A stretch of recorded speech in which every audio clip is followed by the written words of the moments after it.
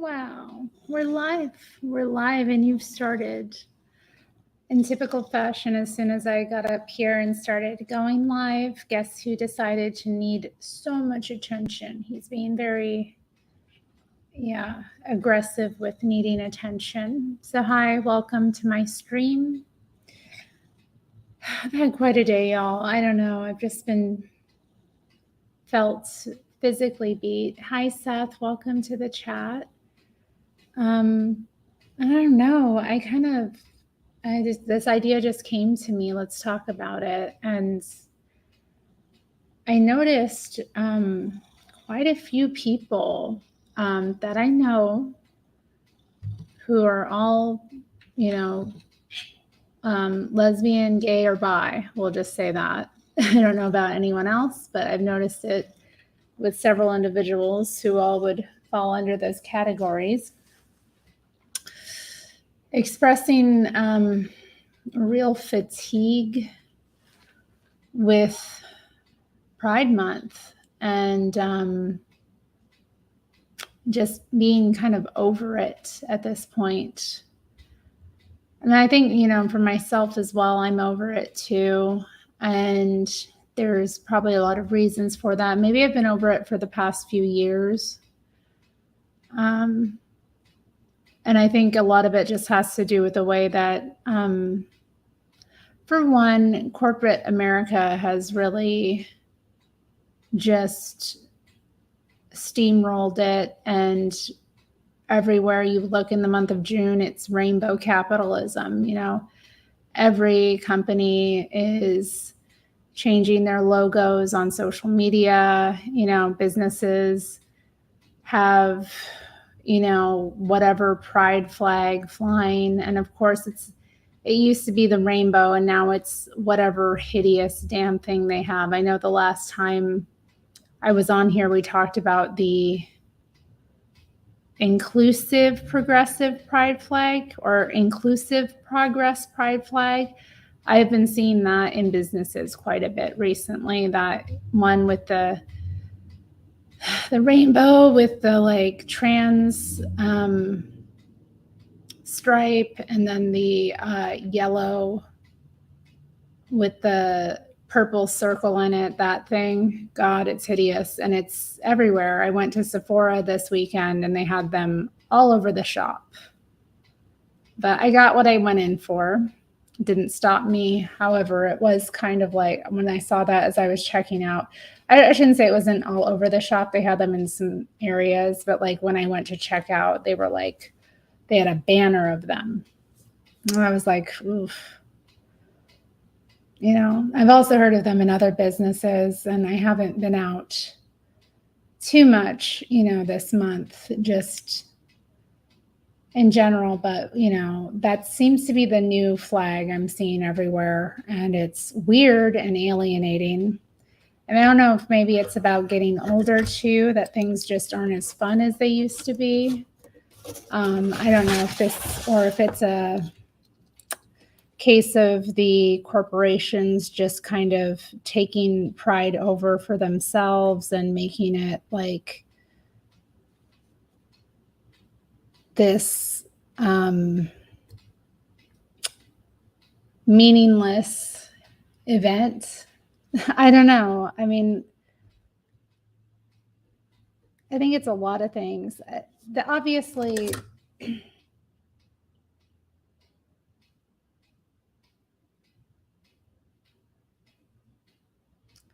Pride used to be called Gay Pride, right? It was specific. And of course, it's become more generic because it has to be inclusive, and it also has to include people.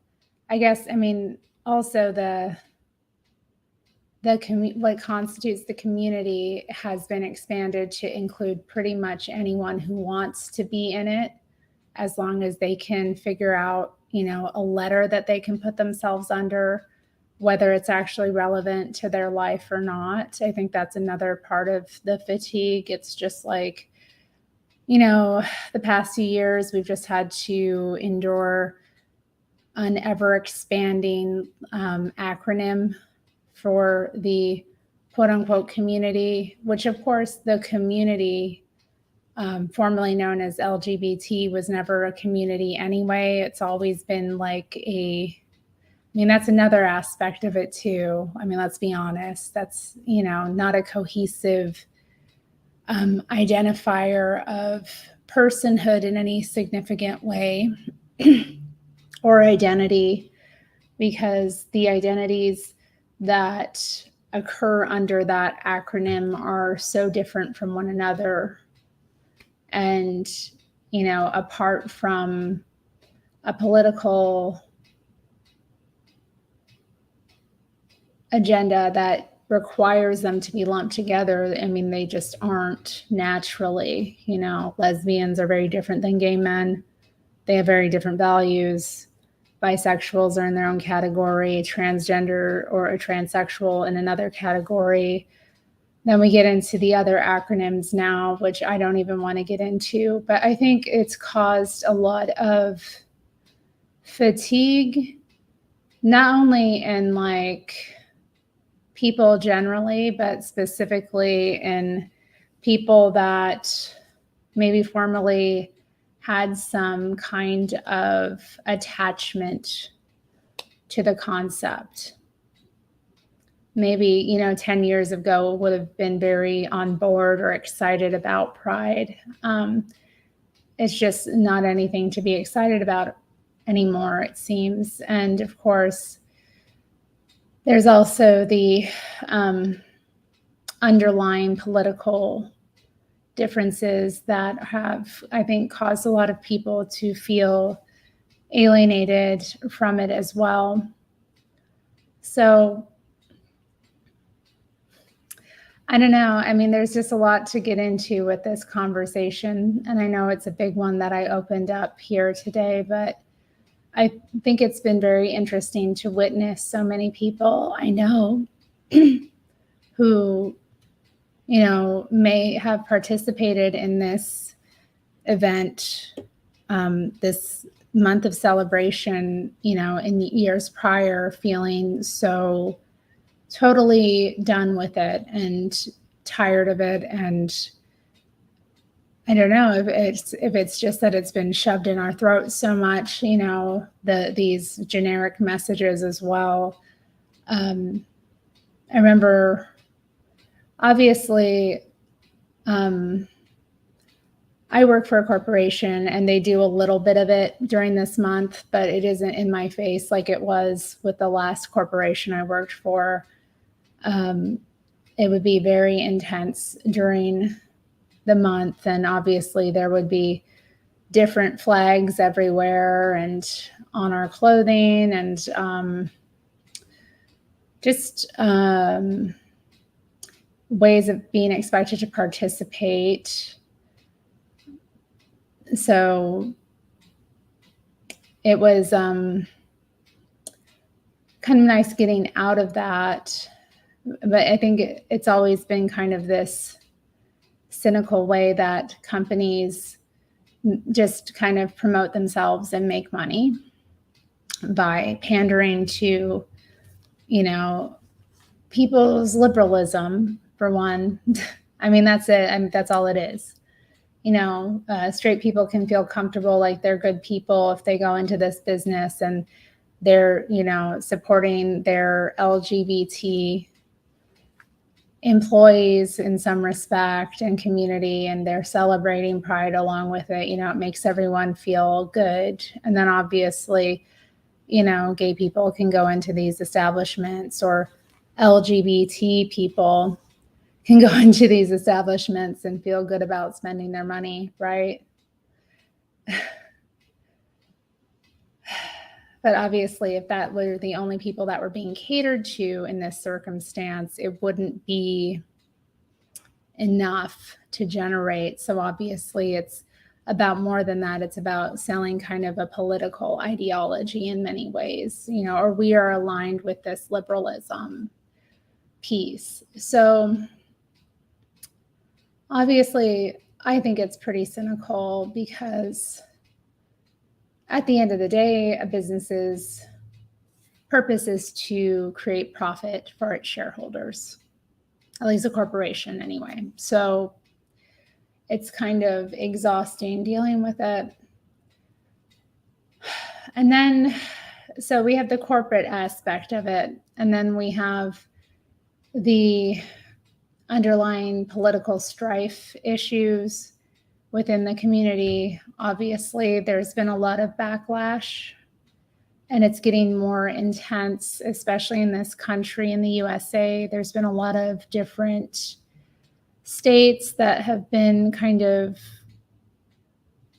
I don't know, turning back the clock in some ways on like the transgender progress thing. However you want to put that, there's been a lot of kind of strife within that. So in many ways, it's been bringing up, I think, a lot of these things that were underlying kind of issues within the community. Now it's becoming, I think, a bit safer for people to speak their true feelings about that particular issue as well, which it hasn't felt safe, especially if you've been a part of the LGBT community in any sense. If you were to somehow in any way critique or criticize another aspect of the LGBT community, you would be, attacked for it because you're not being a tolerant LGBT person yourself. Excuse me, take a sip.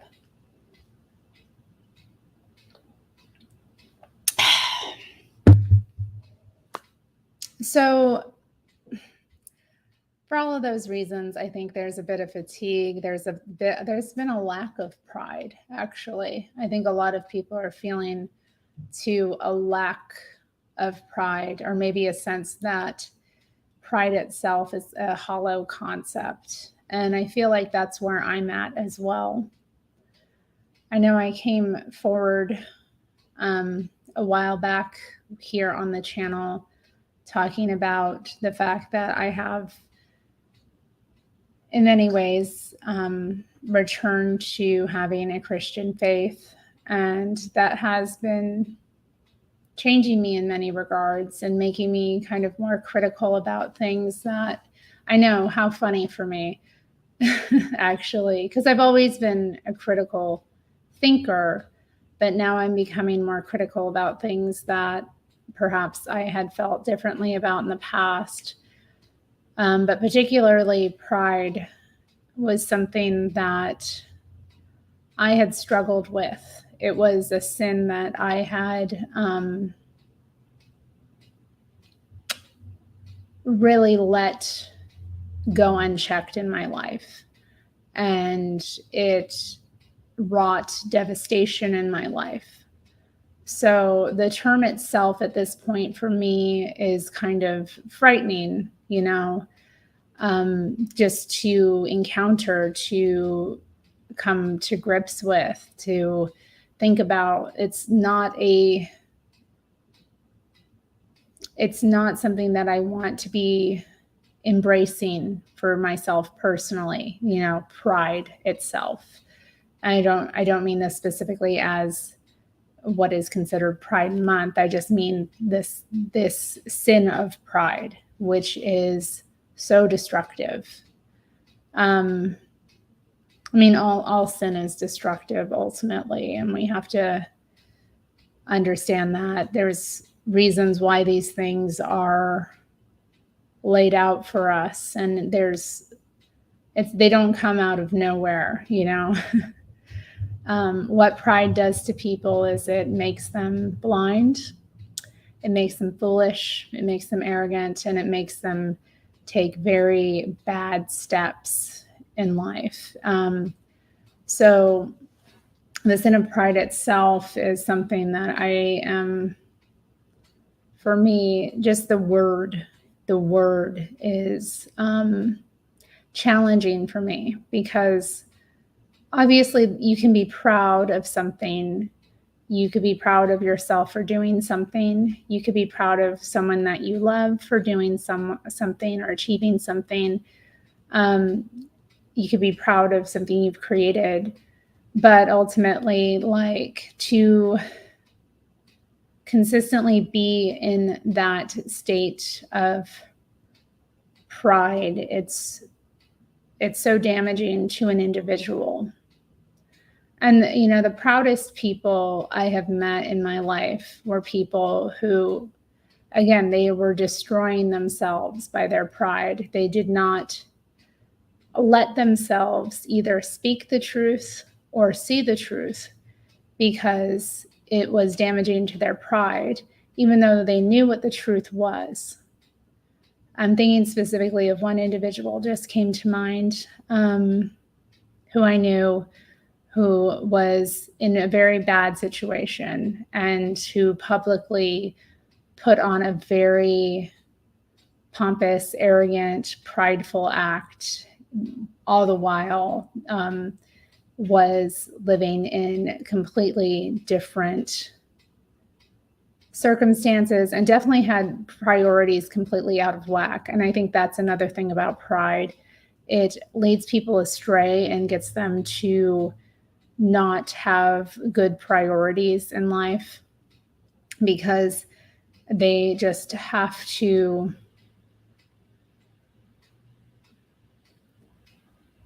it can come in with anything. This is the thing about it. It's not as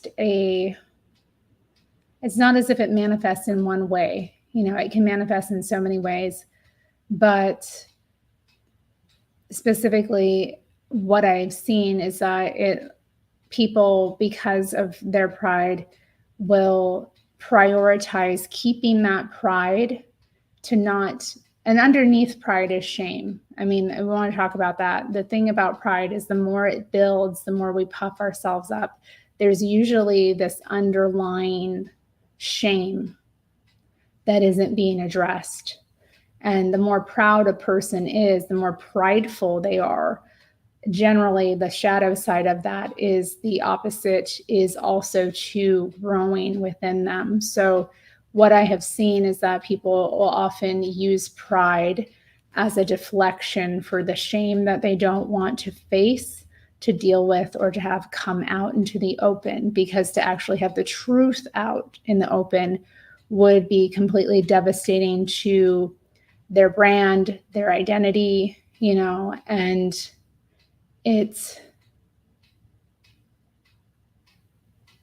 it would complicate their life. They would have to deal with their problems as well. I think that's the other aspect of it. Pride allows us to not deal with our actual problems, not deal with, what's going on under the surface, because it's this facade.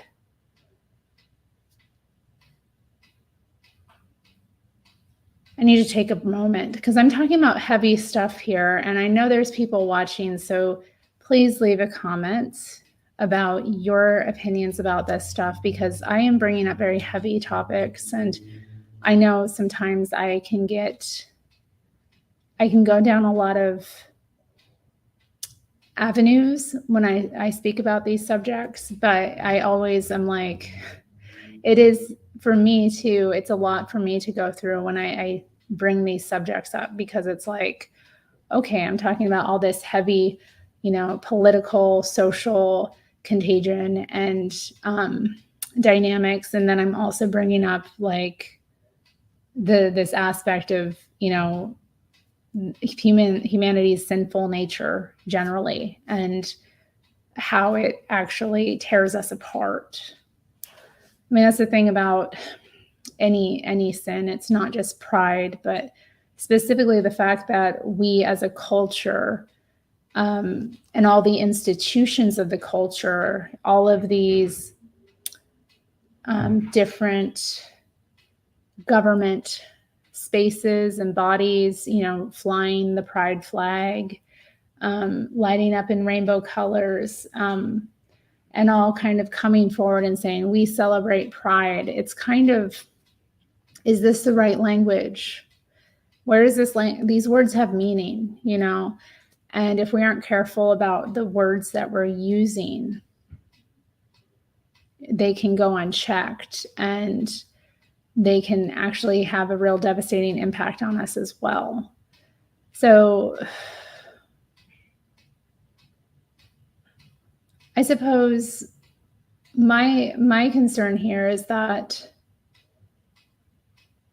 we are puffing ourselves up as a society. We're, in this era of like post,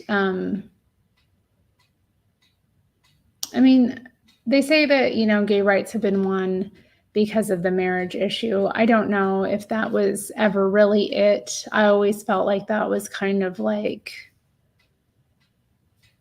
how do I put this? Like, once that issue was like settled at the federal level, right, where that was granted, there was something that happened at that point that changed culturally, and suddenly all of these institutions got on board with it. And these were institutions that people had been like, hitting their head against for decades.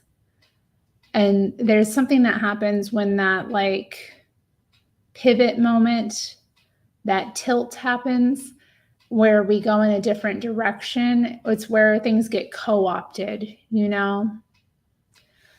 And the co-option, I think, is another big aspect of this, and I think has led to the fatigue that I'm witnessing in these people. And some of them are, obviously, my history here. If you're watching this channel, you know that a lot of people in my life are very militant lesbians, who have very extreme politics, who are very critical of culture, politics, and have, always at the cutting edge, right? That's what these women are like.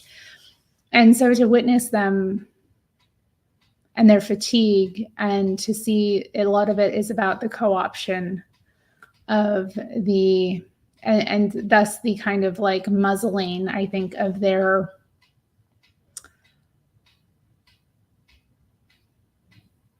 almost like ferocity, is that the word I'm looking for? Their ability, the militancy.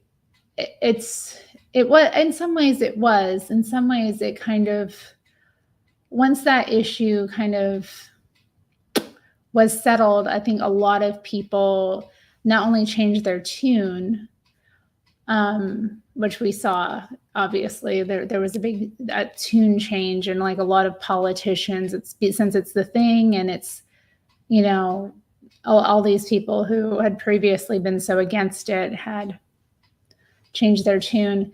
But I think also a lot of people who were more moderate, who weren't so militant, who weren't so maybe leftist, also became co-opted. They felt that they had what they wanted. And obviously the culture has changed quite a bit too. So I think a lot of it was about wanting to change the culture. And I definitely feel the culture has shifted in many ways from the time that I grew up. And looking back, I played a part in that, and I don't know if it was for the better. Like, was this work, this activism I was involved in, did it make the culture better? Because I see so often like the fruits of my labor, and it's scary to see how the culture has shifted, and to know like maybe this isn't the right path. I do have some comments. Hi, good to see you again. I hope you're doing well. M says, that doesn't mean gay adoption is wrong, but it is different. I haven't even brought up the topic of adoption, and that's a whole other can of worms. But I'll be clear. I generally do not support adoption for anyone. I understand that it has to happen sometimes. I don't know, but I'm generally pretty critical of adoption for anyone, whether they be gay or straight. That doesn't matter to me. I think more needs to be done to keep children with their mothers.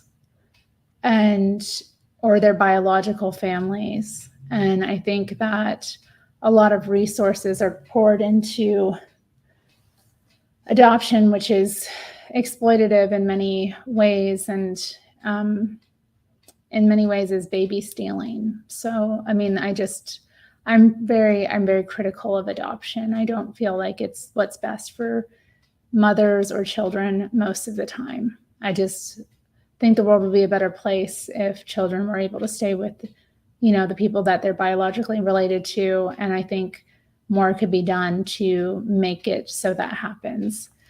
But yeah. Tiger, hello, Tiger. I'm not familiar with you. Thanks for speaking on this topic. I love your perspective. Thank you.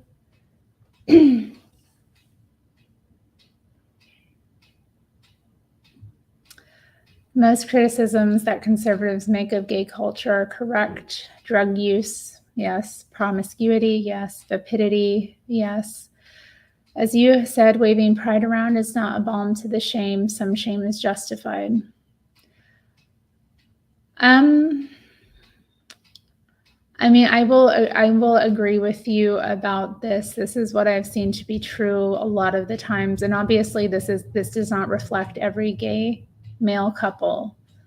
But a lot of the times you do see that the community overall is held together by drinking, promiscuity, and just kind of soul-sucking behavior, and lesbians have a better reputation because kind of the glue that holds them together is more like community and political activism, which hopefully we'll cross our fingers, has a better effect on society overall.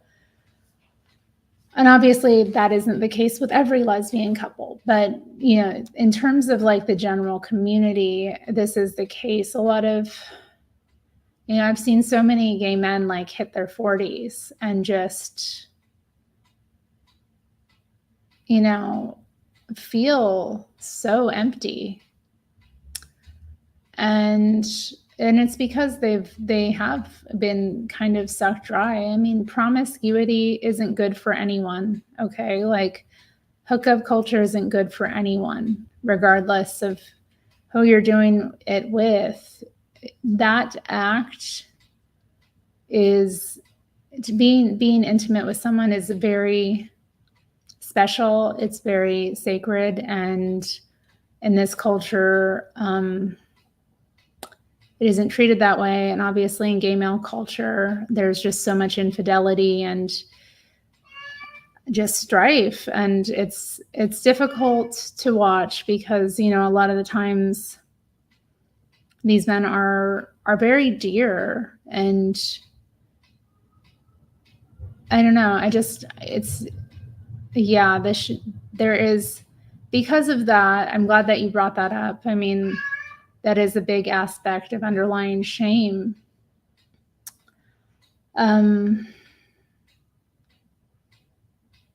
It's hard to feel like, we're meant to celebrate that. And I've also thought about this, and maybe I'll bring this up as well in this conversation today. And I don't think I'm going to say everything today because it would just be too much. But I think about the effort to make Pride family friendly, to make it accessible to families, with children and bringing them in board. The first few Pride events that I attended had men who were, half naked or displaying like fetish. We could say that, like fetish type of wear. And that is obviously, I think, part of I feel like for me, obviously, when we talk about family, like what is the family? Traditionally it's been the nuclear family with, dad, mom, and kids. And I think there's been obviously this co-option of the pride events, pride gatherings, where they become celebrations for the entire community, and meaning like everyone, whether they're, part of the LGBT or not. And I think that too causes a lot of fatigue, because there are obviously going to be clashes between grown men who are wanting to have, a fun weekend of debauchery, and responsible mothers and fathers. And so obviously a lot of mothers and fathers, we can talk about that, the breakdown of the family.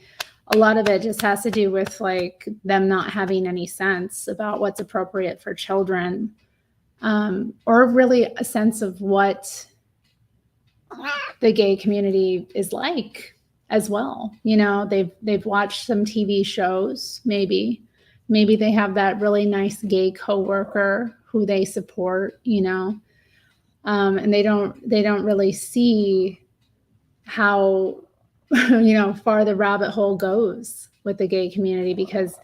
And I'm not saying this because I'm critical of that. I'm really not. I remember years ago, I am critical of it. It's not for me indefinitely. I don't want to be around it myself. So let me rephrase that. However, I'm not saying these things to put anyone down. So I just understand that the spirit of what I'm saying is not intended to put anyone down. Oh, here we go. Hold up, cat break. Got a little cat break. You want to get on mic? You want to get on the mic? Who's a lovely boy? Who's a special kitty? But I think a lot of naive and unaware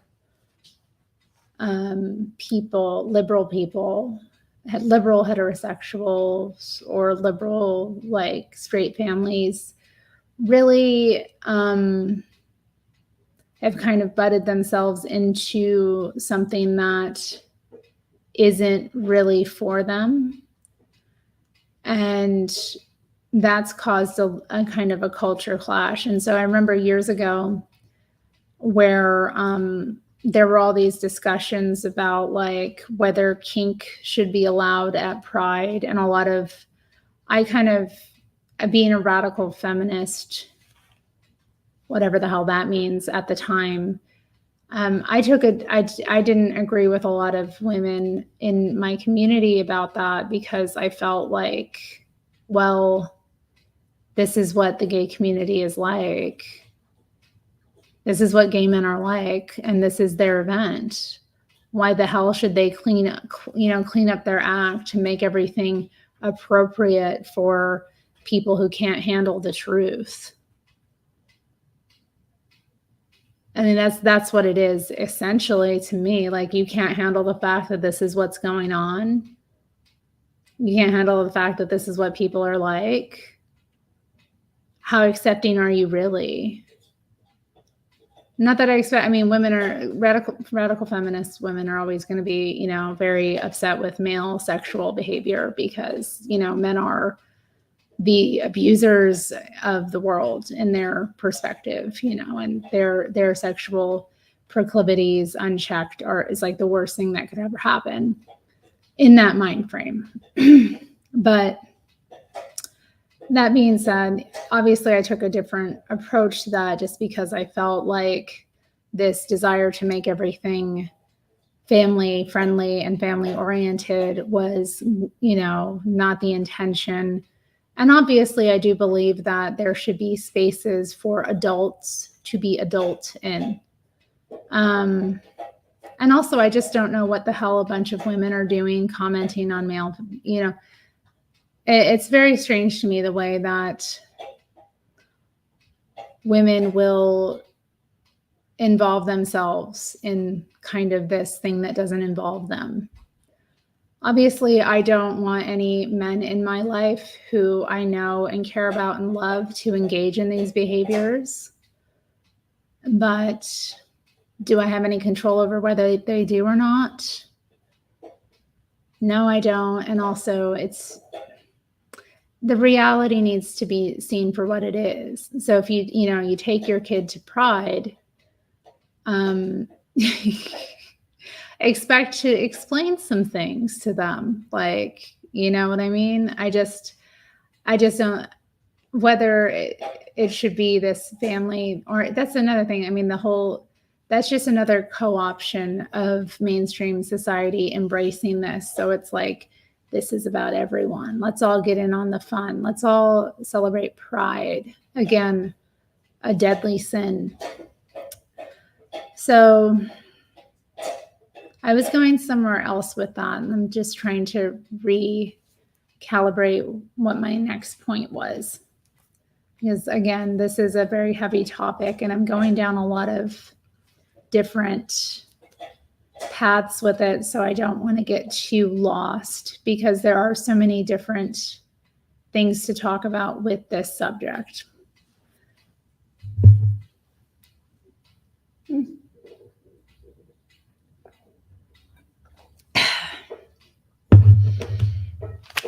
Okay, so then obviously there is the explosion of drag culture, which has become very mainstream with shows like obviously Drag Race, kind of brought it into America's and the world's, living rooms. And so many people have become interested and fascinated with this culture and wanting a piece of it for themselves. And as such, there's been an uptick in people either wanting to do drag or, attend drag events. Or specifically, the most controversial thing currently is the drag queen story hours, like taking their kids to see a drag queen, read to them. Which, again, it's the most boring, middle class liberal BS you could do. Like, I just, these moms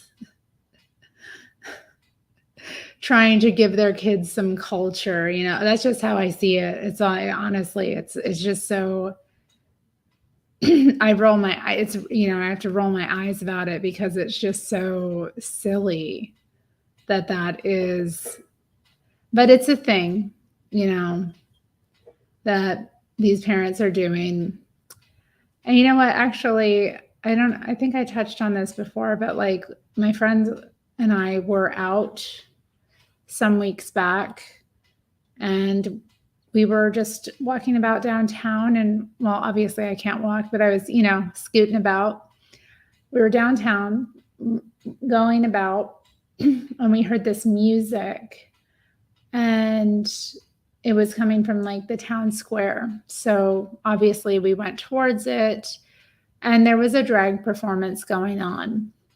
And they were doing some pretty actually fascinating performance and stunts, like acrobatic stuff. It was actually rather impressive. And I, again, in the proper context, I don't necessarily have a problem with this, but I do think it's an adult thing. I do think people need to be kind of, I don't know. But it's something that is mainstream as well. So we can get into that. I mean, drag has been employed in so many different fashions, and female impersonators have been around for a long time. It's been an aspect of like a lot of comedy. I mean, I grew up watching Kids in the Hall, so they did drag very regularly, and they did it well, actually, I thought. But so I was exposed to it from an early age, just watching things like that. Obviously, they're different than drag queens because they are, comedians, but it is an aspect that people are exposed to in different ways. But it's interesting how I brought up this event that we kind of came upon. It ended up being a fundraiser for some trans youth group in Tennessee, to help kids, get sterilized. But so we didn't donate any money, obviously, even though they were going around asking for it. And then we left when, oh man, I have to tell you this. And again, with the fatigue, there were all these little kids around enjoying the show and dancing to the music. And I'm like,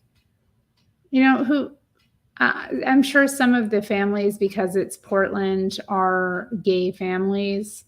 So maybe that was the case. But at the same time, who takes their kid to this? And who wants their kid just dancing with drag queens? To me, it's less like, is this age appropriate? I don't know. So, we were there for a while watching the kind of acrobatic spectacle. This guy was he's a baton twirler, and he was kind of doing there were flags at the end of the batons, not like any sort of pride flag specifically, but just like generic flags. And he was spinning them, and it was really impressive, actually, what he was doing.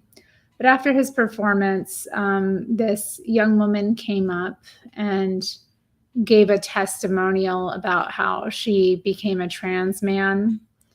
And I swear, not the first thing she said, because obviously she opened with a joke. Okay, honey, let me tell my story. I'll deal with you in a moment. So she opens with a joke, pretending she's going to sing or rap or something, and she didn't.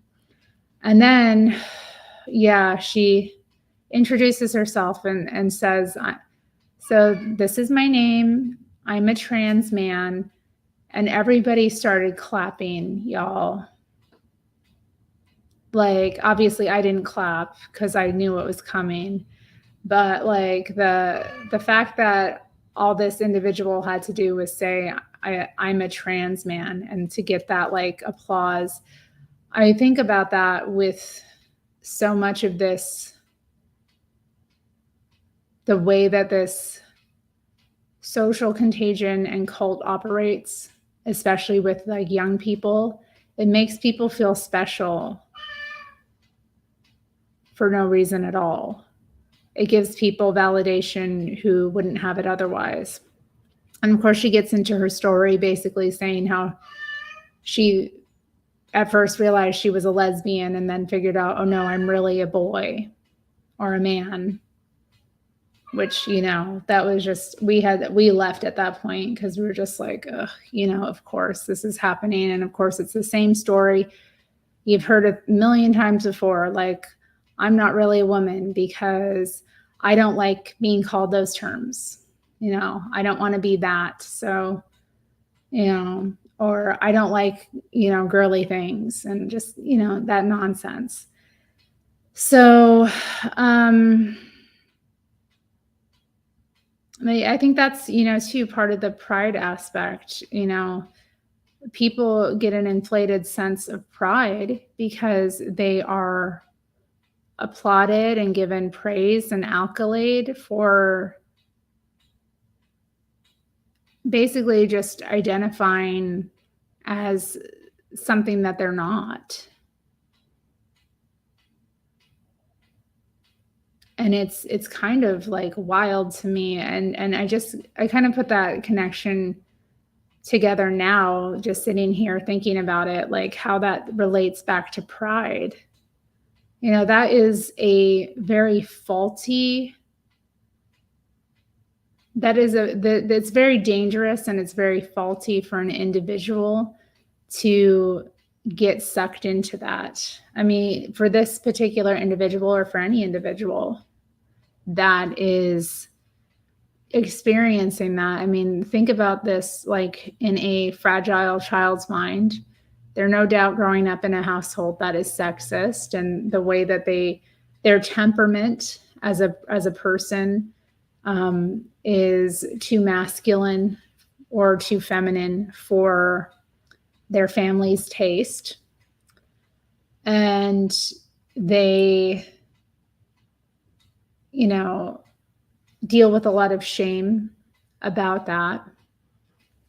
But lo and behold, they discover this trans identity where if I claim to be, dealing with dysphoria or something, dealing with this gender crisis, if I make this into a medical issue, then all of a sudden you're getting all this attention, you're getting all this praise, you're getting, if your family, maybe your family, because oftentimes in families that are that sexist or traditional, they're not going to be happy with you transitioning, but you're getting all this attention and praise and accolades from your peer group, from your people, authorities in your school, teachers, counselors,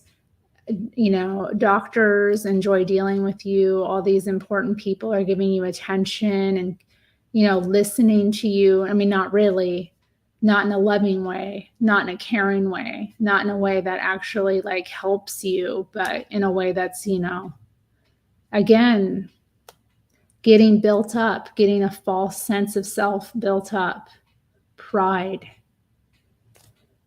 And then what happens? You go through it and then you come out the other end and that emptiness is still there. The false self that was built up, I mean, it can only go so far. You can, like with this individual, like, again, I have the best wishes for that individual. Like, even though like I was annoyed listening to her speech because obviously it had all the sexist talking points and just the same thing I've heard a million times and has never made any sense in a logical way. Again, though, I look at her, I look at how young she is. I think about what she went through and I think, this young woman has been failed by so many people and she's been built up by so many, a false self has been built up by so many people who have profited from, exploiting her weakness. And that's the thing too, when you're full of pride, you don't see your weakness.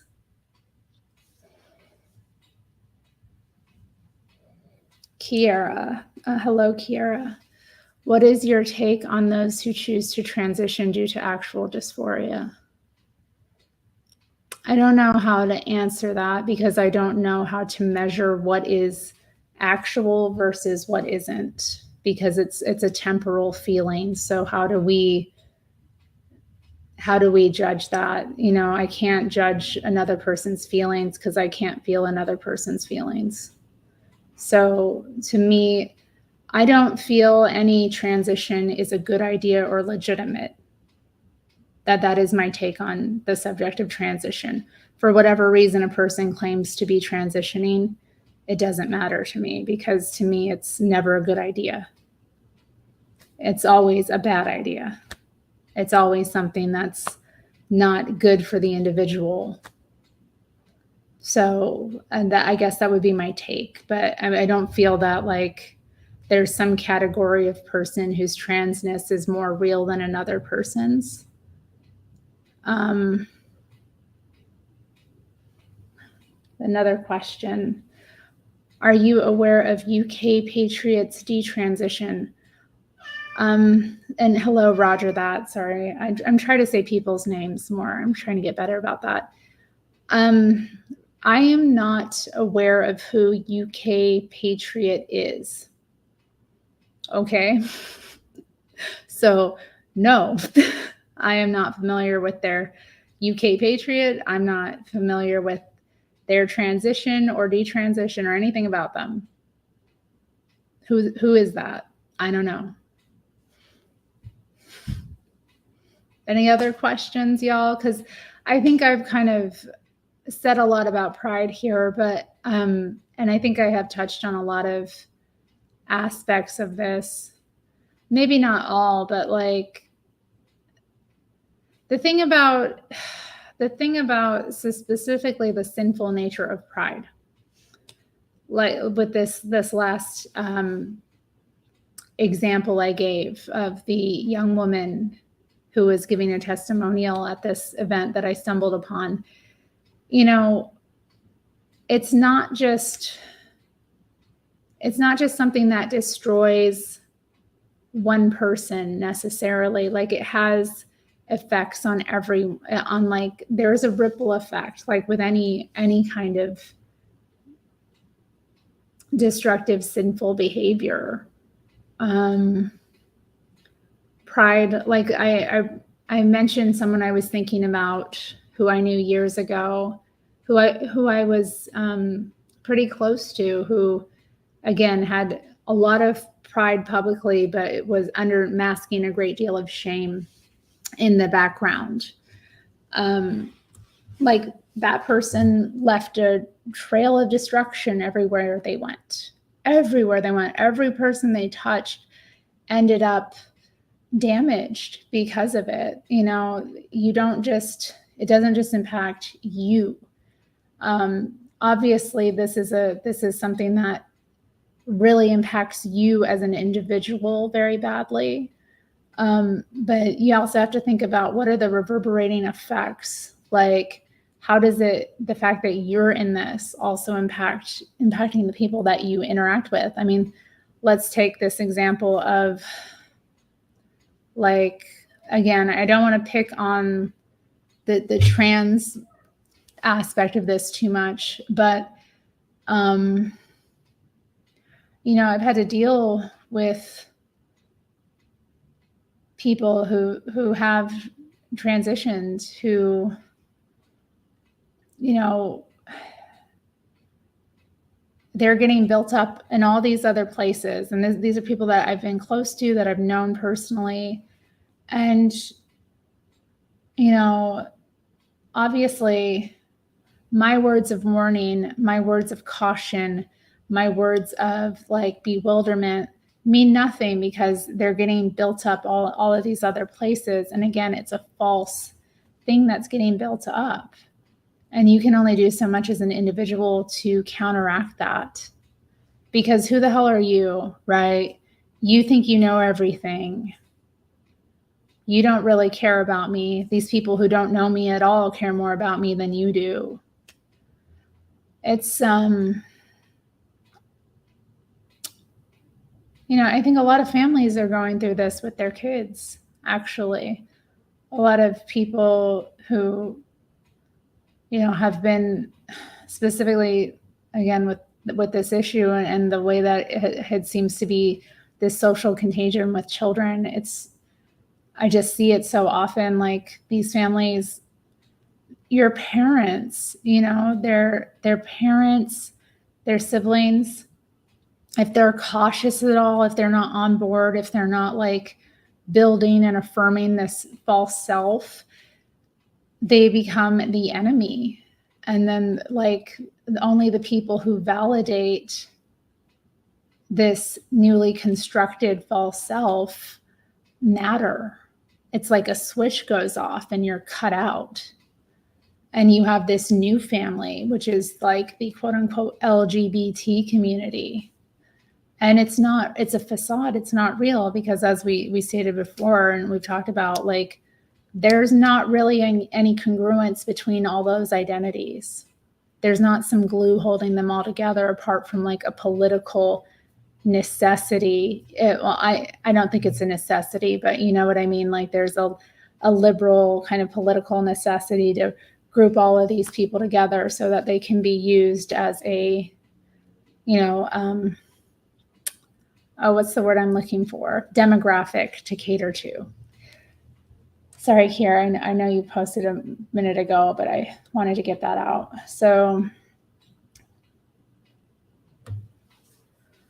Kiera said, I felt the same way, and then my partner expressed to me her struggles with dysphoria.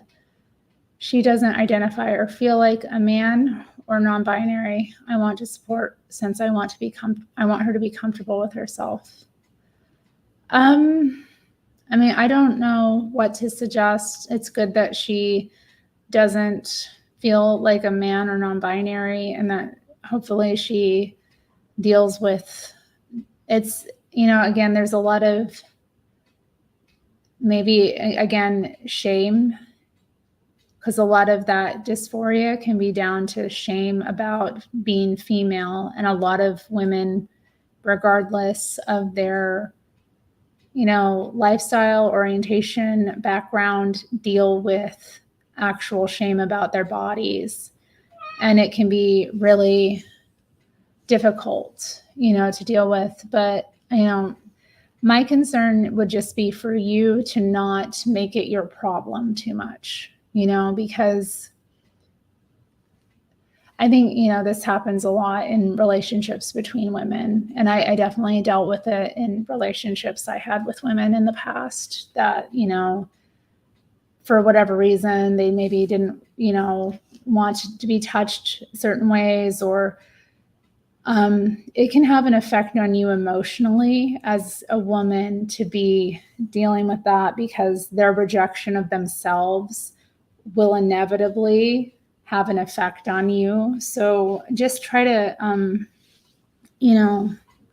it's good to like love and support people, but you don't let it,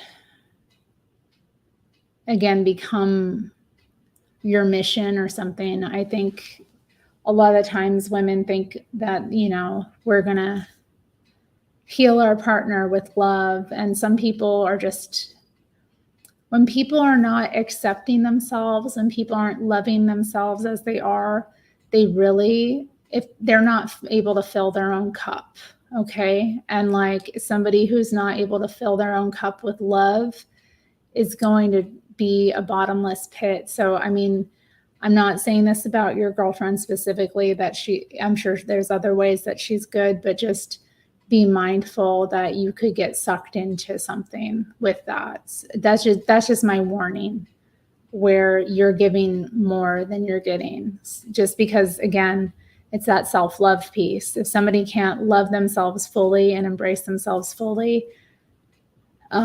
there's going to be some emptiness in them that can get kind of dark for you.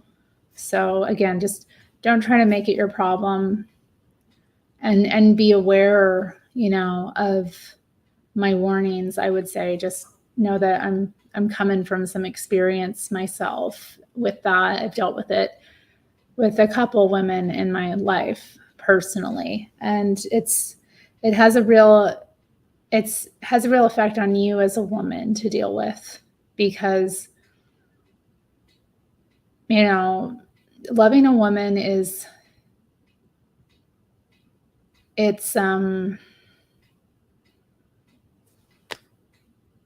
it takes a lot.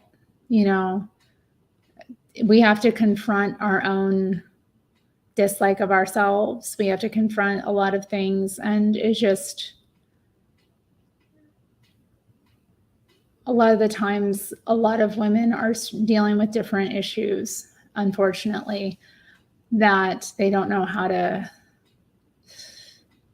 really know how to fix. And they get in a relationship with another woman, and then it's just like there can be so much chaos and darkness between the two of them. And it can also be hard if the glue of the relationship isn't solid. So anyway, I'm not particularly, I don't know anything about your girlfriend, or I'm glad that she's female identified at least.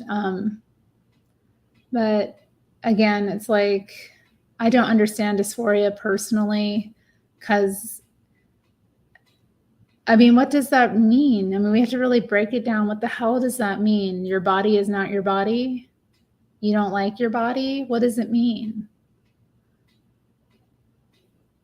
You're uncomfortable with certain aspects of your body? I mean, so many women deal with that. It's one of those things that's really hard to pin down as a concept. And I don't like the fact that we even have words for this kind of stuff. It's like, I feel like it's become just such normal parlance that we talk about it so much that it actually causes it more to come into people's minds. Like, And then they use these like medical terms to talk about something that's just normal. You know what I mean? Like, it's normal for women to struggle with not liking their bodies.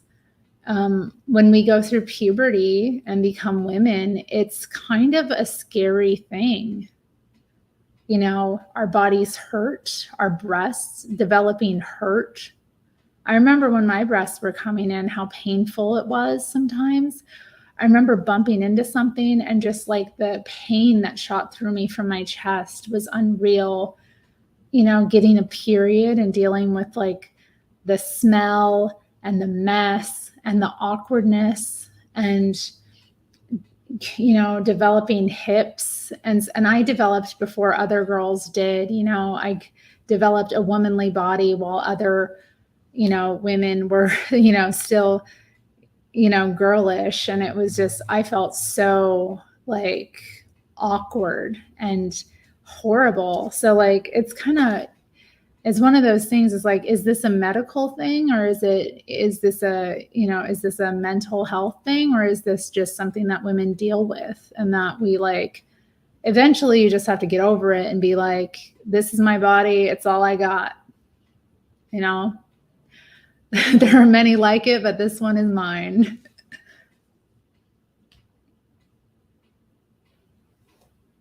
Agrita says, good night, Terry. Actually, it must be morning there. Ha ha ha. Hope you have a wonderful day. Nice to see you live. Thank you. It's good to have you live. I'm so glad I caught you live the other day, even though I had to go back to work. It is not morning here, though. It is 7. It's close to 8 p.m. It's 7:44 on the dot right now.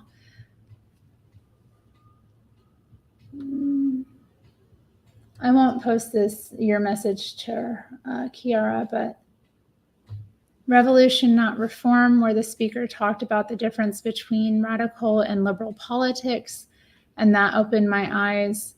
Years later, I understood I'm a lesbian woman and I can be who I am. I think what they call dysphoria is a phenomenon that happens to a lot of women due to misogyny and all the violence that we faced. I know I didn't even bring that up, but like sexual trauma, that is the big, like, we don't talk about it, but that is, again, big time what's going on with a lot of women when they deal with quote unquote dysphoria. Why are you scratching my chair? You ain't supposed to be scratching my chair, sir.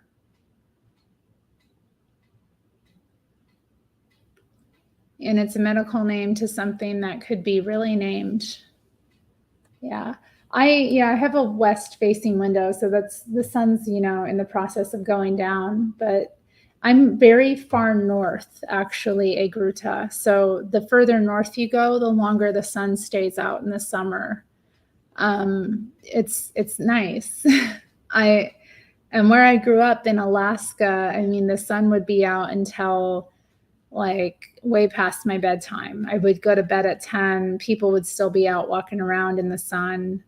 And there are places where my cousins and my aunt and uncle lived in Alaska. Sometimes I would visit them in the summer and I couldn't sleep because the sun never went down. It literally never went down. So the sun will go down. I don't know when it's planned today, but it's on its way down. But I just get a lot of sunlight because of our evening sun. I get the evening sun here, which I enjoy.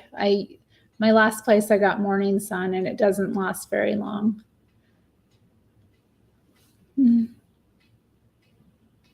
She's from another country. She didn't use the word dysphoria, but that's my own understanding. She wants to take HRT and get surgeries.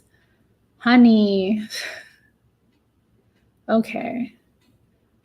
Speaking as a woman who dealt with a partner transitioning, like, get out of there if you can. Don't watch it happen, because it was one of the most horrible things I ever had to witness, honestly. And she was so nonchalant about it the entire time, and just like celebrating it and it was very difficult for me. So if you love this person, if you care about them, like, you cannot witness them destroy themselves. Okay. And that's what it is. And if you're at all critical, it's going to be very hard on you. So, and she's from another country. How lesbian. Ain't no mountain high enough. Ain't no river wide enough. Ain't no valley low enough, right? We're going to make it work. I'm just, yeah, I would, that is something to be worried about. Like, a lot of women who I've noticed aren't even like fully transitioning or deciding to get top surgery now. And that to me is devastating because, for one, okay, and sorry, I'll take your name off of here, but for one, women change their minds, okay? Especially, like, I don't know how many young women are watching me, if you're in your early 20s or, but if you're like a young woman, you do not know how you're going to feel in 10 years, in 20 years. Women are known for changing themselves and changing their minds. And how you really feel right now may not be how you feel 10 years down the line. Most often this is the case with like having kids or something. But the fact that I've seen like so many young women in their early 20s who aren't even like trans identified removing their breasts scares the hell out of me, because that just means that they're never going to be able to breastfeed. Not that these women necessarily need to have kids or will have kids, but some of them will, and I've seen so many women just like online, influencer types, YouTubers, TikTokers, whatever, who remove their breasts. And then, a few years later, they're pregnant, having kids.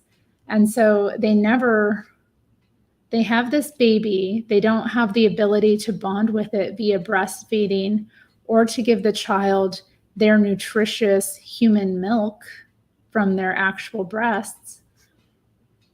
So they're denying their baby like all the antibodies that, all of this like healthy thing that they need.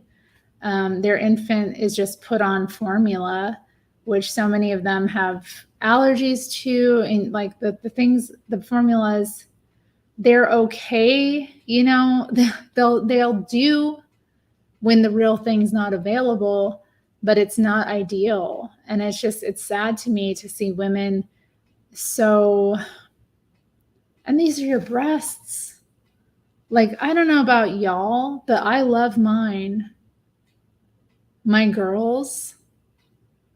Maybe I didn't always feel that. Maybe there's been times where I'm like, oh, they could be this way, they could be that way. But the longer I live and I look at that, like when I get undressed and I see them, they're so beautiful.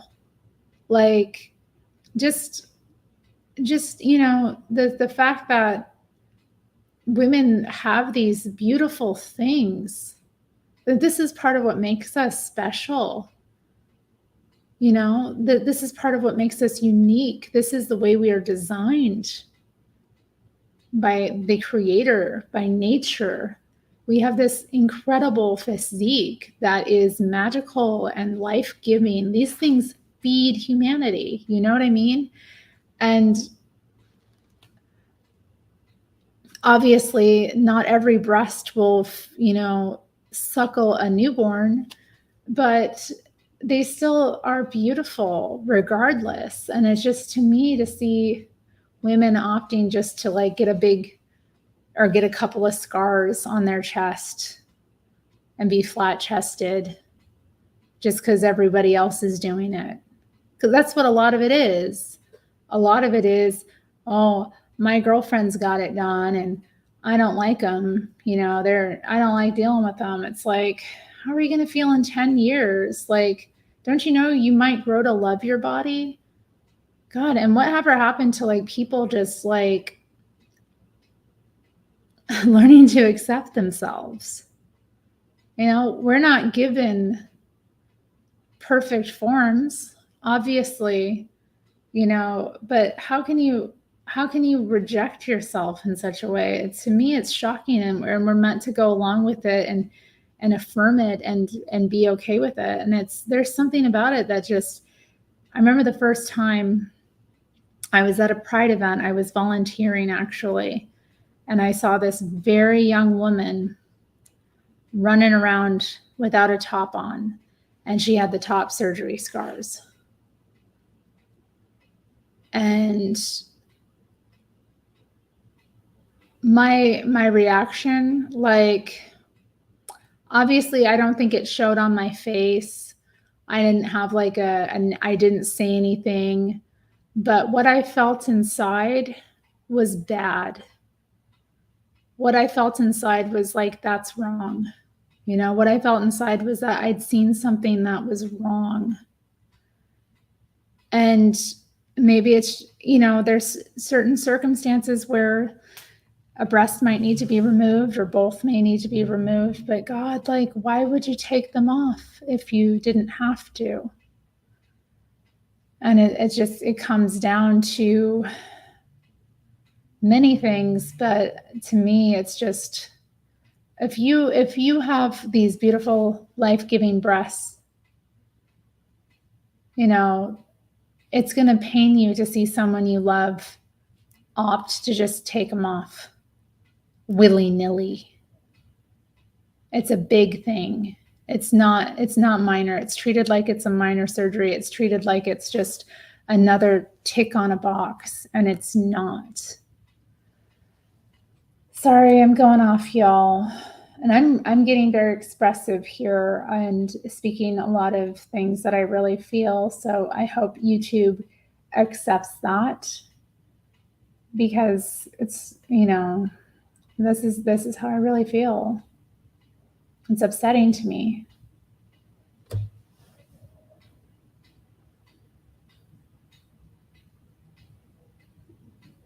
I always say that I'd rather lose a friendship or a relationship being real to them than to watch self-destruction and agree in silence. People know it so well, they just avoid me. And I know people who validate those transitioning ideas only when they're in front of people with dysphoria, but even mock at them when in their back. Ooh, I'd rather be avoided than be false like that to someone. That is, yeah, that's a lot of that thing too. Like, don't trust what people say to your face. Because people will be, and a lot of people are like that. And that's been a problem with this issue as well. A lot of people privately feel very differently than how they express. And you know what? That's their sinful nature as well. As we talked about pride with this, but what is that?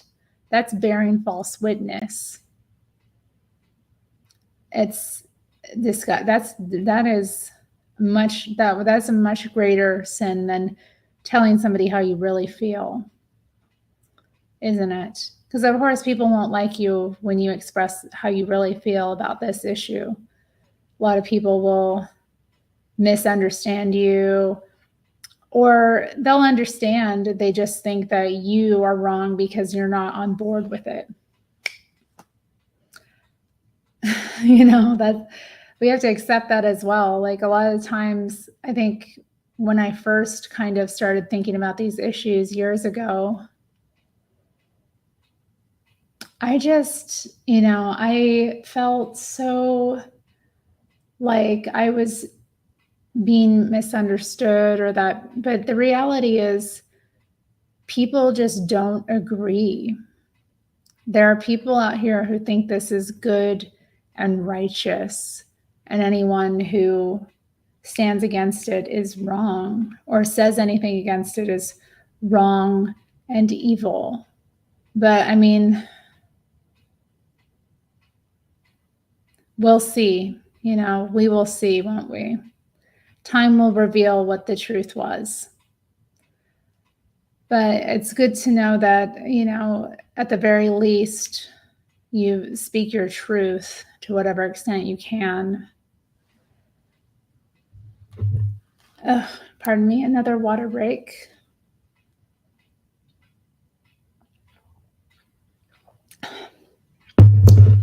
Does anyone else watching have any other questions or comments about this topic that I brought up today? I know it's heavy.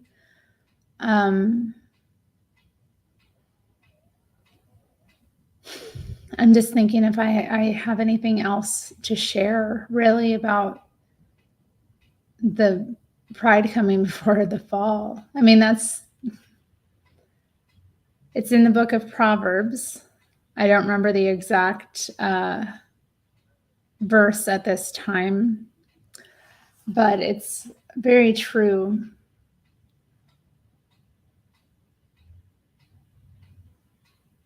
You get put on a pedestal so that you can get knocked down. And pride is something that other people can participate in. I think about this person I know that I mentioned before, had all kinds of sycophants building her up. And you know what? At my time of my most prideful, because again, I experienced this as well, where I was humbled. And thank God I was humbled. You know what I mean? You have to be grateful for being humbled, because seeing the light is better than living in darkness.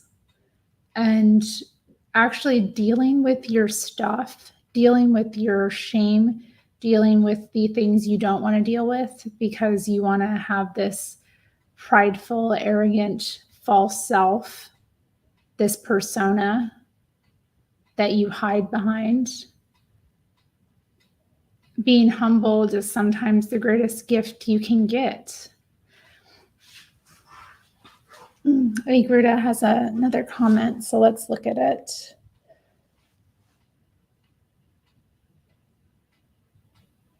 Sorry, my reaction, I read it before I said it. There was a parade in Sao Paulo this weekend, and the lesbian walk was named Lesbians and Bisexual Cis Trans Walk.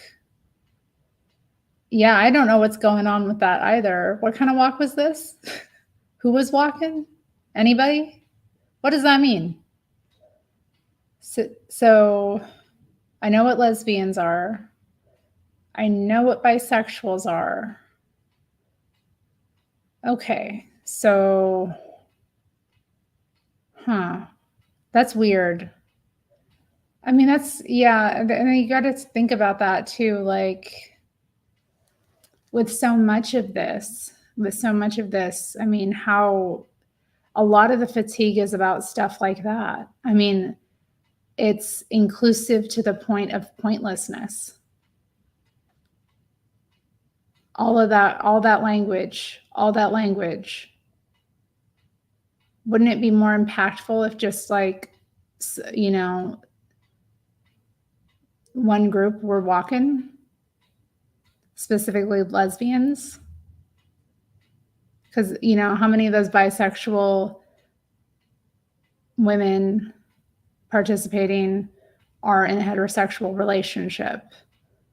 And the trans, well, we didn't get into that, but you see like with the Dyke marches now, how it's just the trans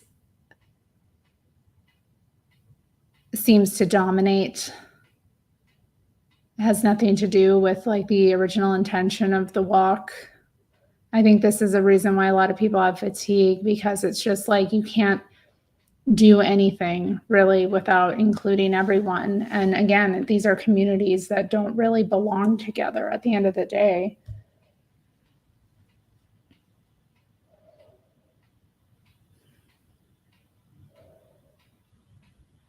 Well, yeah, I mean, Agruda says it's so sad to see so many lesbians accepting such awful idea as a lesbian with a penis.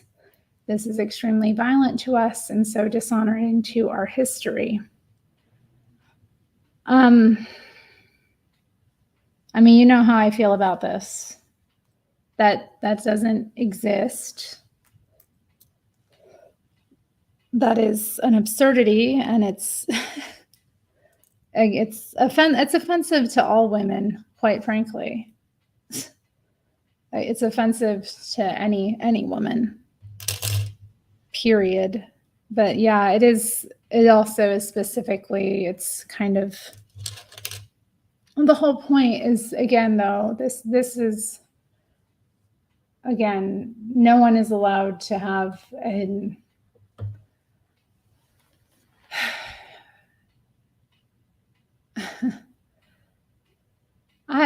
getting into the identity piece of it.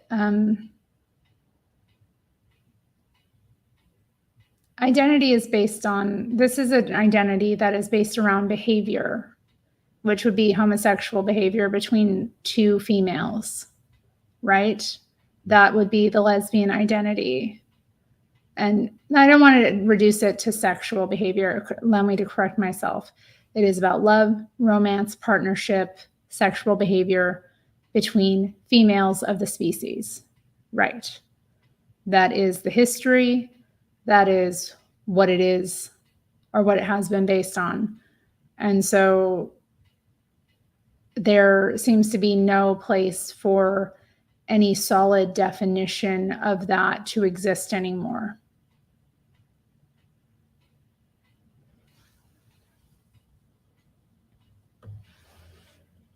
And I already criticized the fact that they included bisexual years ago.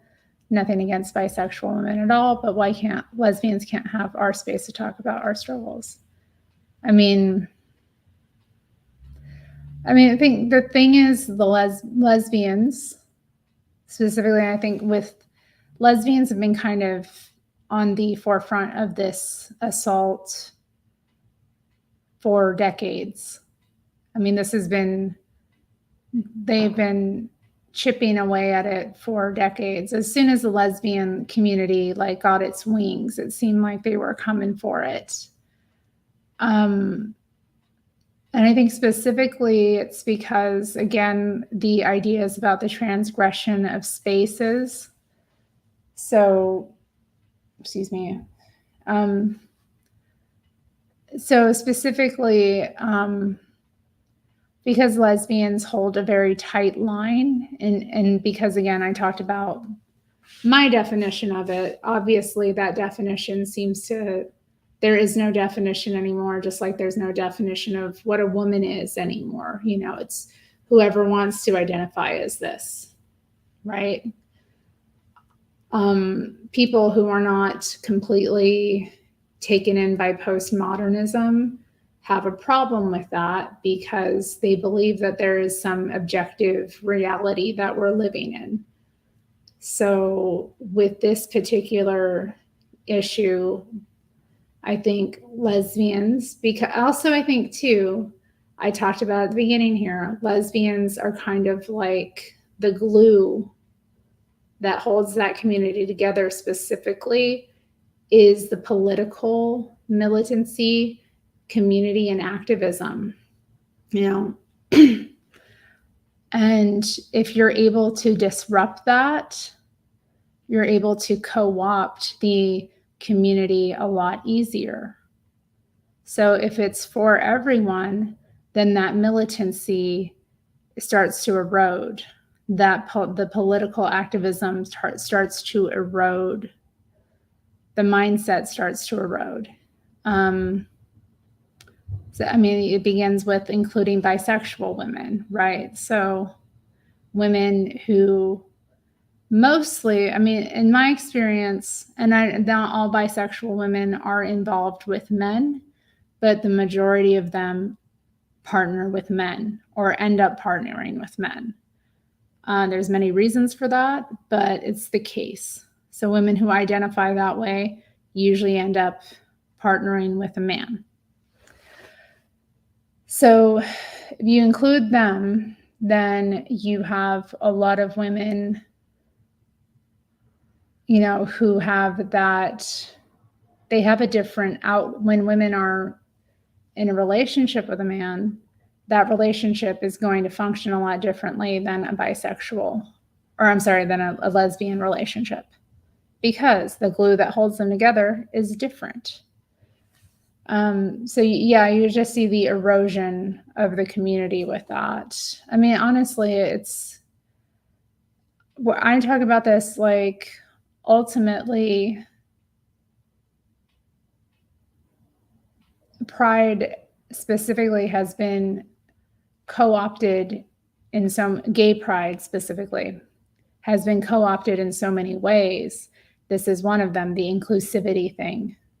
If you can begin to break down and kind of change everyone's comfort level, everyone's definitions, then you can start to have things become far more mainstream and more comfortable for the culture at large to embrace, because the regardless of how, like, crazy this culture has gotten, like how much it celebrates openly, like transness, gay male behavior, bisexuality, I don't see lesbians celebrated to the same extent.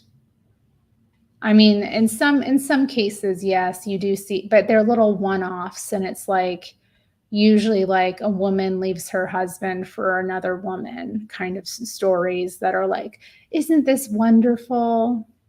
But you don't see like the lesbian community, like the militant, activist, radical, politically minded, cutting edge lesbians. You don't see them celebrated because that isn't comfortable for most people. Most people find that a little uncomfortable to deal with.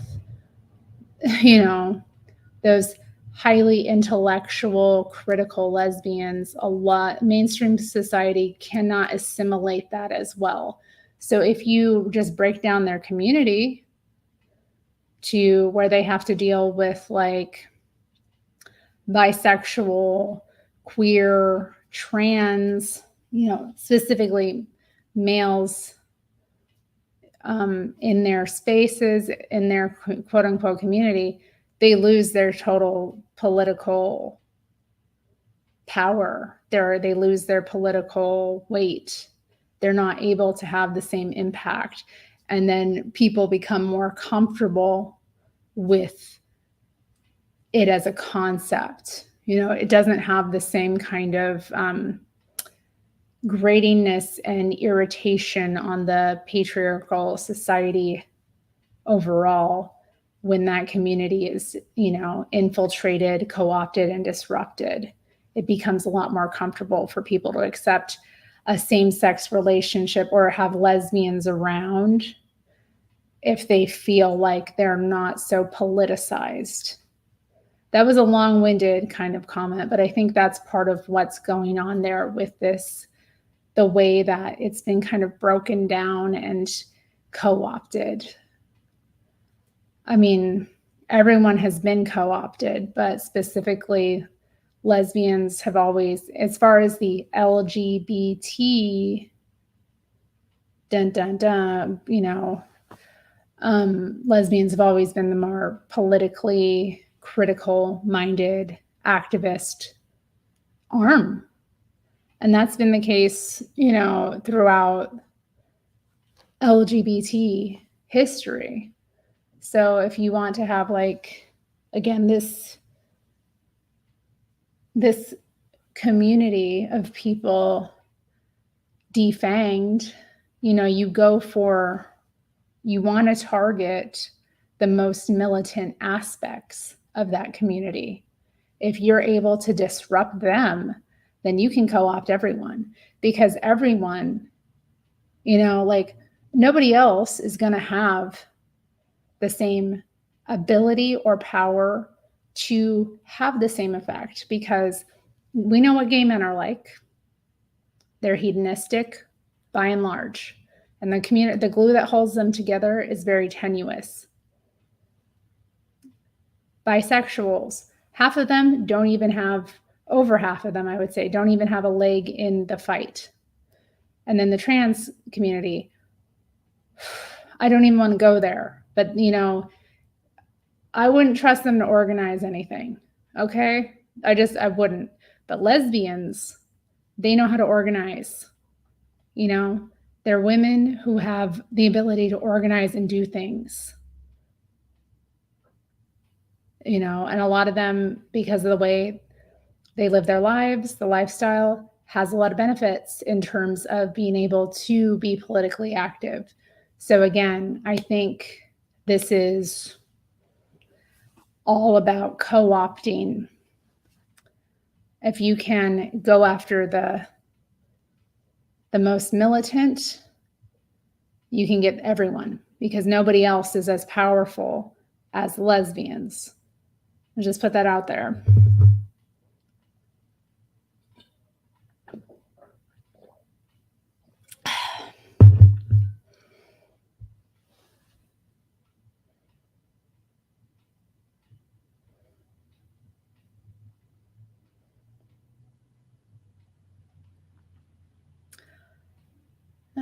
Okay, so lesbians like me are in a difficult situation because I'm not just a critic to queer theory, but also to political lesbianism ideas. So I'm tired, very tired lately, and not the only one. Yeah, the fatigue is real. The fatigue is real. I mean, I just say it was intentional. I feel like this was intentionally done. I think we've all been fatigued. Maybe it's good. Maybe it's not. Maybe we all do need to calm down, because I found, you know, with myself, honey, like I don't identify as a lesbian anymore. I don't identify as anything. I'll just put that out there. I refuse. Like I don't have any of that anymore. But obviously I did for about 10 years. No, it was 10 years. It was 10 years of my life I did. So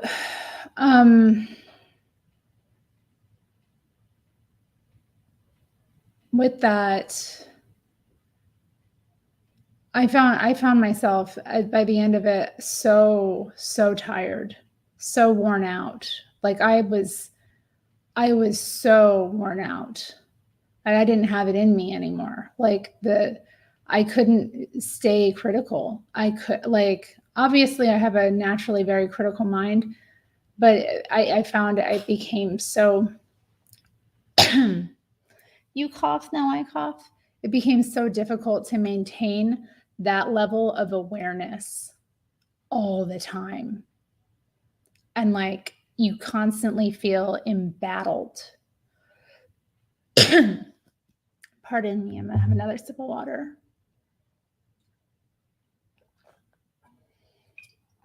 You constantly feel embattled and like the world is against you, and the world is against you. Like I don't want to dismiss that the world is against you. Like I had so many experiences where I dealt with discrimination, like people being very openly stupid, like things they would never say to any other member of the LGBT community. Like they're totally comfortable saying to me, or like just the most. And I just had to like learn how to pick my battles, because it was just, you know, how much can you fight? And I had to also like see my frailty as a woman too. Like I think that was a big part of it too, like where the fatigue just wore me out, the constant like feeling of embattlement. And I was just like, I'm at war all the time with the world, with like life, with reality. And like my ideology has hijacked my life. And I gave out, you know, I did. My body gave out. I can't do it anymore. Like I'm done. I gotta just, ugh. So I just, you know, I'm saying that to you just because like, I just want to put this out there. The weight of the world shouldn't be on your shoulders, and the problems of the world are not your problems. They existed before you existed, and they'll exist when you're gone. So like prioritize you no matter what. You know, because you will wear yourself out. You will prematurely age yourself. You will burn yourself out, and you deserve to be a woman and be soft and just be in your feminine energy and not fight the world's battles. Because again, the lesbians are like the strong arm of the LGBT community, and like it's a lot.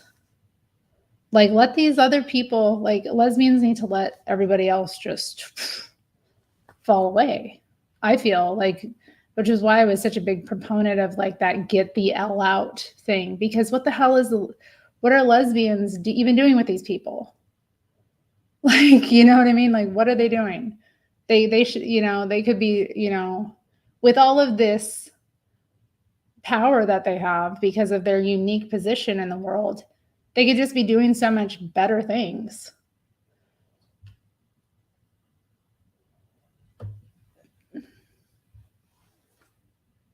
It's interesting even to see that many political lesbians are now running to postmodern theories as well. I've been thinking about how they combine those things.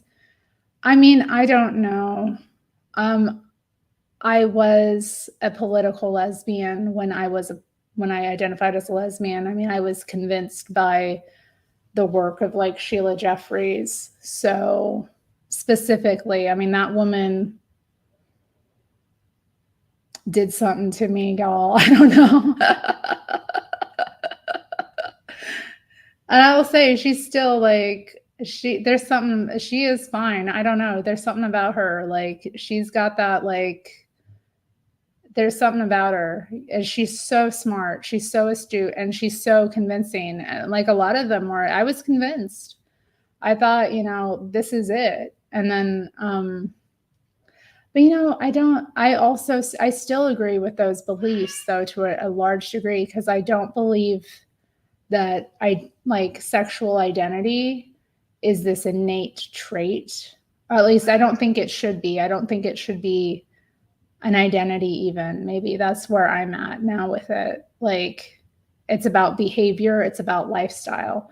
And when we try to make it about something else, it becomes kind of, I can't follow it, because again, it becomes about feelings, and feelings are ephemeral. Like I can't go off of feelings alone. They don't tell me enough. Like how you say you feel, I can only understand to a certain degree. And that's kind of where I was always at with it. It's like, it's not enough. You can't base it off of that alone. It has to be concrete in the world. I have to see it to believe it. You know what I mean? Hello, Criselda. Thank you for joining my stream. I'm glad you're here. Oh yeah, yeah. You need to play this. I don't know if you've just joined recently, but you got to play some of this, because I'd love to hear your response to some of the things I said earlier. Yeah, this is good. I've been focusing in my art in the friendships that make me feel light and spaces where I can have joy. Yeah, many people see, again, so many people expect, you know, that's the thing, like when again, they expect you to be their bitch. Pardon my language, but they do. They expect you to just, if your existence isn't furthering their cause, their agenda, you don't matter.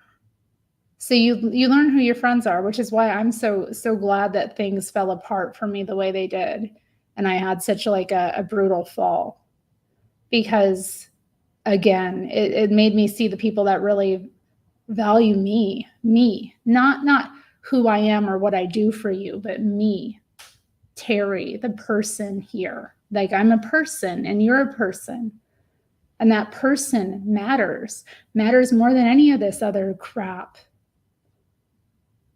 The experience you're having, the value, the enjoyment in your life, your ability to feel joy, matters way more than any of this stuff that we're talking about. Like, God, you know, because these problems are going to exist when we're gone. It's not up to us to fix all the world's problems again. And if people expect you to, again, like so many women I met, I'm turning on the light since it's getting darker now. So many women I met had this like martyrdom, and myself included, but I met so many other women who felt like all of this pressure all the time to be perfect, to respond to this, to like do this, do that, do the other, like fix these problems. Like, and what weight was it having on them? Baby, what? Yeah. You have a little lie down. Yeah, that's right. I'll be done soon. And then we can be together. Okay. Yeah, I mean, the martyrdom, like it's just expected. And then when you finally are just like, no, I'm just going to choose joy, actually. I'm just going to follow my joy. I'm just going to live a life of joy.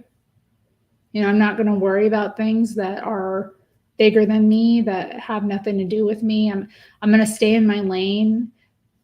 The resentment is real. Like the hate is real. People are like, how dare you?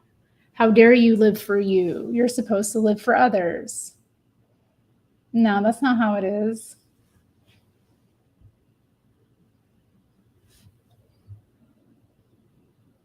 I don't know that song. Be real, I don't know that song. Let's see. The L may be the first in the rainbow soup, but it's really in the hinterlands. Yep. I know. Well, I mean, yeah. They just put it up front. It's the co-opting. Co-opt those lesbians, put them in there, make them feel special. Well, you don't do anything for them. It does get exhausting. Yeah, it does. Even talking about it now today, I'm like, was it a good idea to bring this matter up at all? But I think it's all very much connected. I mean, it's the thing. Yeah, I mean, you're just constantly embattled, and it's not a good place to be. Awesome. Thank you. Thank you. I miss you too. We turned the lights on at the same time. Well, good.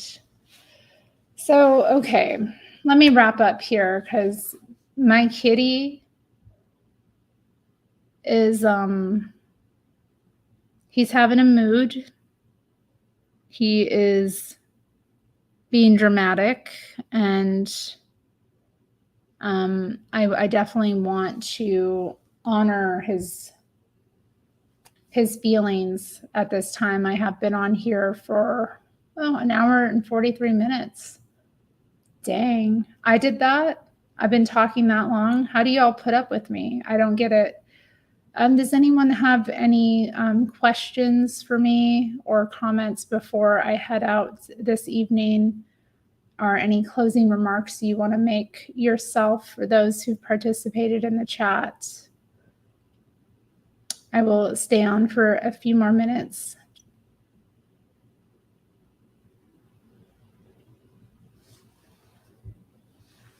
Your effort was valuable, Terry. Was it? I don't know. I was crazy. Girl, I was crazy. I mean, I think in some ways, some of the things I did were valuable, but I just got too caught up. I got caught up in a lot of stuff and a lot of nonsense. And again, pride was a big part of it. My own arrogance and pride, my own sense. I thought I was, y'all, I had moments where I would just be like thinking these things and like all of this minutia and these really insane details about like, you know, how we're going to change the world. And I thought I was like a mad genius. Like I had moments like that. And like looking back, I'm like, girl, you were just crazy. Like You were just on one. Like, calm down. You're just a normal person. But I mean, I know that I definitely did. I've done a lot that's been impactful, but I also look at the fruits of a lot of my labor in the world, and I see how I've helped contribute to this culture, and I don't like it. I have to look at it and I have to be like, ugh, I created this. This is the world that I helped create. And it's not, it's, ugh, there's some problems with it. There's some serious problems with it. But thank God I've been humbled enough to see the error of my ways and turn back before it's too late. And that's just how I see it. Well, thank you for being here and listening. Thank you.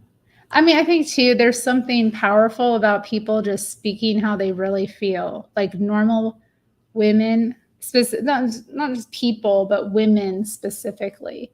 Women who, for whatever reason, have chosen to live in a non-traditional way, whether by choice. I mean, I guess for me, it was by choice. I don't know. Was it? I don't know. I don't know that I had a choice. I feel like my life just kind of set me up to be this, really, to live this way. The independence of spirit, I think all of the experiences I had as a child that shaped me. Like, it's hard to say that I chose the life I did, because I feel like in so many ways there were reasons why things went the way they did for me. But it is helpful to hear the perspectives of women who, have something more to say than like, this is how I prep meals for my family of 4, or this is how I budget for my groceries this week. You just see these, like, so many women online. It's just like, this is what I'm selling, or, this is the fantasy I live, or this is the, you don't see a lot of women like talking about what they really think and using their brain and like saying things that, aren't going to be popular. You don't see it. And so when you do come across it, I mean, it does happen, obviously. There's a lot of women in this chat right now who are like that. So when it does happen, it's incredibly valuable. So I do see that. And I do know that I was like kind of at the forefront and cutting edge of this technology as well, utilizing these forums as a normal broadcaster, getting my ideas out, talking about things and trying things. So like, even though like I look back on myself and kind of just feel like, oh man, I was so lost. Like, there's only one way to find yourself, and that is to get lost. Like, sometimes you have to get lost in things. Sometimes you have to get lost in the world to like really discover what the truth is. So I try not to be like, oh man, the way I've lived, the mistakes I've made, oh no, woe is me, because it's silly. I went through the experiences I went through for a reason. They were meant to inform me. And I do worry though that maybe I led some people astray, or, that's a worry. But again,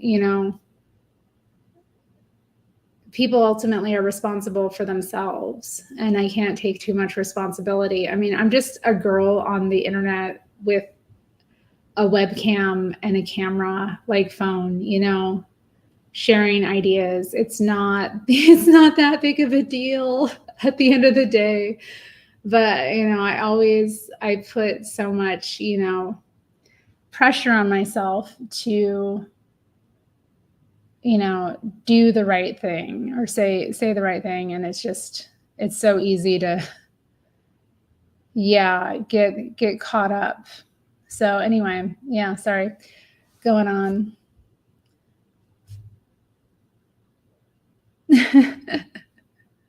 Are you, yeah.